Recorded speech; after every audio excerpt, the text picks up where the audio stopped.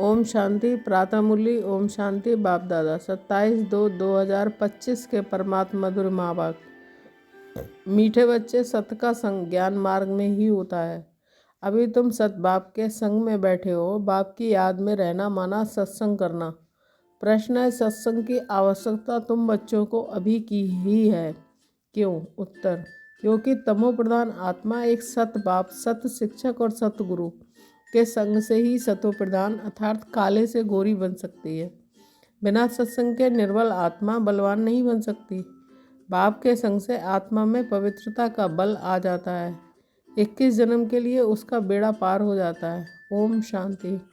बच्चे सत्संग में बैठे हो। इस सत्य के संग में कल्प कल्प संगम पर ही बच्चे बैठते हैं।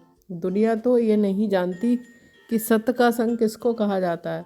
सत्संग नाम ये अविनाशी चला आता है। भक्ति मार्ग में भी कहते हैं कि हम फलाने सत्संग में जाते हैं। अब वास्तव में भक्ति मार्ग में कोई सत्संग में जाते नहीं, सत्संग होता ही है ज्ञान मार्ग में। अब तुम सत्य के संग में बैठे हो। आत्माएं सत्य बाप के संग में बैठी हैं और कोई जगह आत्माएं परमपिता परमात्मा के संग में नहीं बैठती। बाप को जानते नहीं, भल कहते हैं कि हम सत्संग में जाते हैं, परंतु वह देह अभिमान में आ जाते हैं। तुम देह अभिमान में नहीं आएंगे। तुम समझते हो कि हम आत्मा हैं। सत बाबा के संग बैठे हैं और कोई भी मनुष्य सत के संग में बैठ नहीं सकता। सत का संग ये नाम भी अभी ही है, सत का संग। इसका यथार्थ रीति अर्थ बाप बैठ समझाते हैं कि तुम आत्माएं अब परमात्मा बाप जो सत्य है उनके साथ बैठी हो। वह सत बाप सत टीचर्स सतगुरु हैं। तो गोवा तुम सत्संग में बैठे हो, फिर भल बा घर में बैठे हो, परंतु अपने को आत्मा समझ बाप को याद करते हो। हम आत्मा सब सत बाप को याद कर रहे हैं, अर्थात सत के संग में है। बाप मधुबन में बैठे हैं। बाप को याद करने की युक्तियाँ भी अनेक प्रकार की मिलती हैं। याद से ही विक्रम विनाश होंगे, ये भी बच्चे जानते हैं। हम 16 कला संपूर्ण बनते हैं, फिर उतरते उतरते कला कम होती जाती है। भक्ति भी पहले अव्यभिचारी है, फिर गिरते गिरते व्यभिचारी भक्ति होने से तमो प्रधान बन जाते हैं। फिर उनको सत का संग जरूर चाहिए, नहीं तो पवित्र कैसे बने। तो अब तुम आत्मा को सत बाप का संग मिला है। आत्मा जानती है कि हमको बाबा को याद करना है, उनका ही संग है। याद को भी संग कहेंगे। ये है सत का संग। ये देह होते हुए भी तुम आत्मा मुझे याद करो, ये है सत का संग। जैसे कहते हैं ना कि इनको बड़े आदमी का संग लगा हुआ है, इसलिए देह अभिमानी बन पड़ा है। अभी तुम्हारा संग हुआ है सत बाप के साथ, जिससे तुम तमो प्रधान से सतो प्रधान बन जाते हो। बाप कहते हैं मैं एक ही बार आता हूँ। अभी आत्मा का परमात्मा के संग होने से तुम 21 जन्म के लिए पार हो जाते हो। फिर तुमको संग लगता है देह का। ये भी ड्रामा बना हुआ है। बाप कहते हैं कि मेरे साथ तुम बच्चों का संग होने से तुम सतो प्रधान बन जाते हो, जिसको गोल्डन एजेट कहा जाता है। साधु संत आदि तो समझते हैं आत्मा निर्लेप है, अभी परमात्मा ही परमात्मा है। तो इसका मतलब परमात्मा में खाद पड़ी है। परमात्मा में तो खाद पड़ नहीं सकती। बाप कहते हैं क्या तुम परमात्मा में खाद पड़ती है? नहीं, मैं तो सदैव परम धाम में रहता हूँ, क्योंकि मुझे तो जन्म मरण में आना नहीं है। ये तुम बच्चे जानते हो। तुम्हारे में भी कोई का रंग जास्ती है, कोई का कम। कोई तो अच्छी रीति पुरुषार्थ कर योग में रहते हैं। जितना समय आत्मा बाप का संग करेगी उतना फायदा है। विक्रम विनाश होंगे। बाप कहते हैं हे आत्माएं, मुझ बाप को याद करो, मेरा संग करो। मुझे ये शरीर का आधार तो लेना पड़ता है, नहीं तो परमात्मा बोले कैसे, आत्मा सुने कैसे। अभी तुम बच्चों का संग है। सत के साथ सत बाप को निरंतर याद करना है।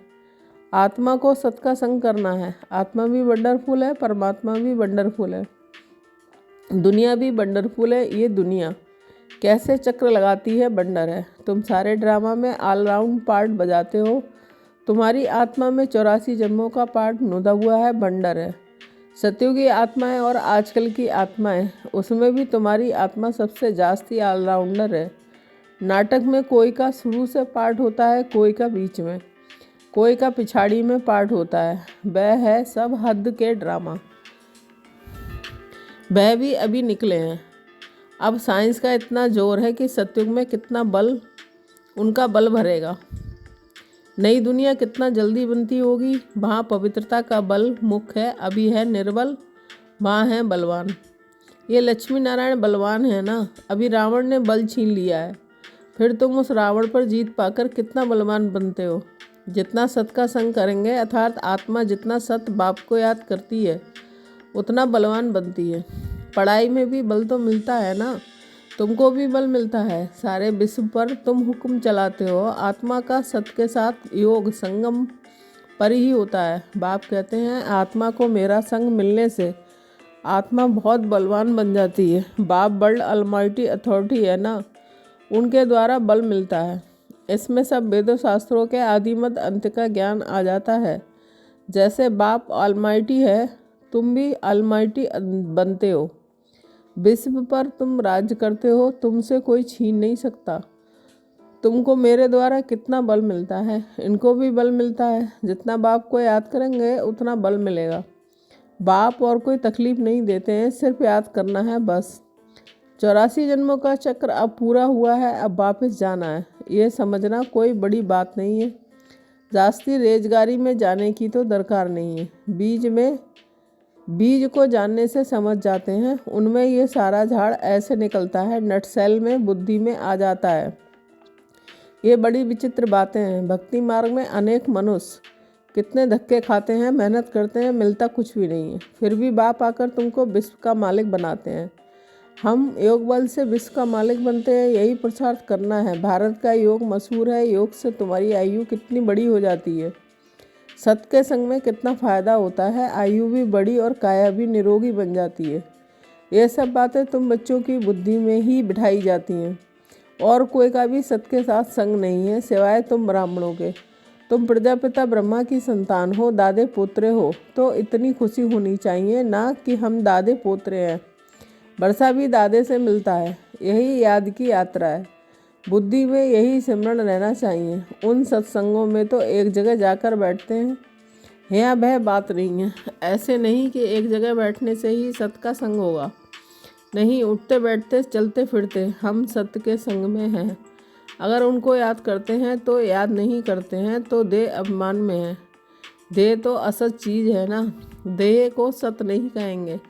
शरीर तो जड़ है, 5 तत्वों का बना हुआ है, उनमें आत्मा नहीं होती है तो चुरपुर ना हो।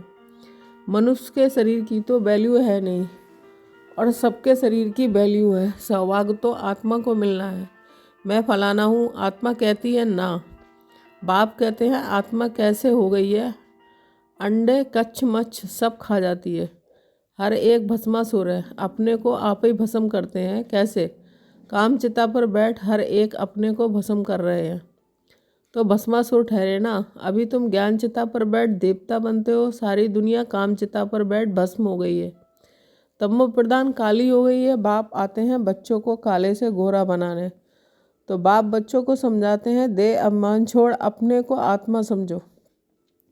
बच्चे स्कूल में पढ़ते हैं तो फिर पढ़ाई तो घर में रहते भी बुद्धि में रहती है ना। ये भी तुम्हारी बुद्धि में रहनी चाहिए। ये है तुम्हारी स्टूडेंट लाइफ। एम ऑब्जेक्ट सामने खड़ी है, उठते बैठते चलते बुद्धि में ये नॉलेज रहनी चाहिए। यहाँ बच्चे आते हैं, रिफ्रेश होते हैं, युक्तियाँ समझाई जाती हैं कि ऐसे ऐसे समझाओ। दुनिया में ढेर के ढेर सत्संग होते हैं, कितने मनुष्य आकर इकट्ठे होते हैं। वास्तव में वह सत का संग तो है नहीं। सत का संग तो अभी तुम बच्चों को ही मिलता है। बाप ही आकर सत्युग स्थापन करते हैं, तुम मालिक बन जाते हो। देह अभिमान अथवा झूठे अभिमान से तुम गिर पड़ते हो और सत के संग में तुम चढ़ जाते हो। आधा कल तुम प्रारब्ध भोगते हो। ऐसे नहीं कि वहाँ भी तुमको सत का संग है। नहीं, सत का संग और झूठ का संग तब कहते हैं जब दोनों हाजिर हैं। सत बाप जब आते हैं तो वही आकर सब बातें समझाते हैं। जब तक वह सत बाप नहीं आए तब तक कोई जानते भी नहीं है। अब बाप तुम बच्चों को समझाते हैं कि हे आत्माएं, मेरे साथ संग रखो। देह का जो संग मिला है उनसे उपराम हो जाओ। देह का संग भल सत्युग में भी होगा, परंतु वहाँ कोई तुम हुई पावन हो। अभी तुम सत के संग से पतित से पावन बनते हो, फिर शरीर भी सतोप्रधान मिलेगा। आत्मा भी सतो प्रधान रहेगी। अभी तो दुनिया भी सतो प्रधान नहीं है, तमो प्रधान है। नई दुनिया और पुरानी होती है। नई दुनिया में बरोबर आदि सनातन देवी देवता धर्म था। आज उस धर्म को गुम कर आदि सनातन हिंदू धर्म कह देते हैं। मुझे पढ़े हैं। अभी तुम भारतवासी समझते हो कि हम प्राचीन देवी देवता धर्म के थे, सत्युग के मालिक थे, परंतु वह नशा कहाँ। कल्प की आयु ही लंबी लिख दी है। ये सब बातें भूल गए हैं। इनका नाम ही है भूल भुलैया का खेल। अभी सतबाप द्वारा तुम सारी नॉलेज जानने से ऊंच पद पाते हो, फिर आधा कल बाद नीचे गिरते हो, क्योंकि रावण राज शुरू होता है। पुरानी दुनिया तो होगी ना। तुम समझते हो कि हम नई दुनिया के मालिक थे, अभी पुरानी दुनिया में हैं। कोई को ये भी याद नहीं पड़ता है, बाबा हमको स्वर्गवासी बनाते हैं। आधा कल्प हम स्वर्गवासी रहेंगे, फिर आधा कल्प बाद नीचे गिरते हो, क्योंकि रावण राज शुरू होता है। दुनिया पुरानी तो होगी ना। तुम समझते हो बाबा हमको स्वर्गवासी बनाते हैं, आधा कल्प हम स्वर्गवासी रहेंगे और फिर नरकवासी बनेंगे। तुम भी मास्टर आलमाइटी बने हो, नंबरवार पुरुषार्थ के अनुसार। यह है ज्ञान अमृत का डोज। शिव बाबा को आर्गन्स मिले हैं पुराने, नया आर्गन्स तो मिलता नहीं। पुराना बाजा मिलता है। बाप आते भी वानप्रस्थ में ही हैं। बच्चों को खुशी होती है तो बाप भी खुश होते हैं। बाप कहते हैं हम जाते हैं बच्चों को नॉलेज दे रावण से छुड़ाने। पार्ट तो खुशी से बजाया जाता है ना। बाप बहुत खुशी से पार्ट बजाते हैं। बाप को कल्प कल्प आना पड़ता है। ये पार्ट कभी बंद नहीं होता है। बच्चों को बहुत खुशी रहनी चाहिए कि जितना सत्का संग करेंगे उतना खुशी मिलेगी। याद कम करते हैं, इसलिए जितनी खुशी नहीं रहती है उतनी खुशी नहीं रहती है। बाप बच्चों को मिल्कियत देते हैं। जो बच्चे सच्ची दिल वाले हैं उन पर बाप का बहुत प्यार रहता है। सच्चे दिल पर साहब राजी रहते हैं। अंदर बाहर जो सच्चे रहते हैं बाप के मददगार बनते हैं, सर्विस पर तत्पर रहते हैं, वही बाप को प्रिय लगते हैं।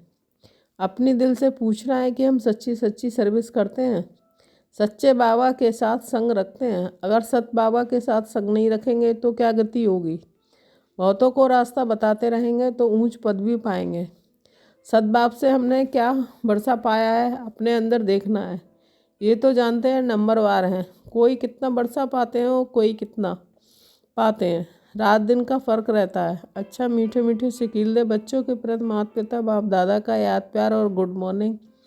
रूहानी बाप की रूहानी बच्चों को नमस्ते। धारणा के लिए मुख्य सार। 1 पॉइंट, तुम्हें जो इस देह का संग मिला है, इस संग से उपराम रहना है, सत के संग से पावन बनना है। 2 पॉइंट, इस स्टूडेंट लाइफ में चलते फिरते बुद्धि में नॉलेज घूमती रहे। एम ऑब्जेक्ट को सामने रख पुरुषार्थ करना है, सच्चे दिल से बाप का मददगार बनना है।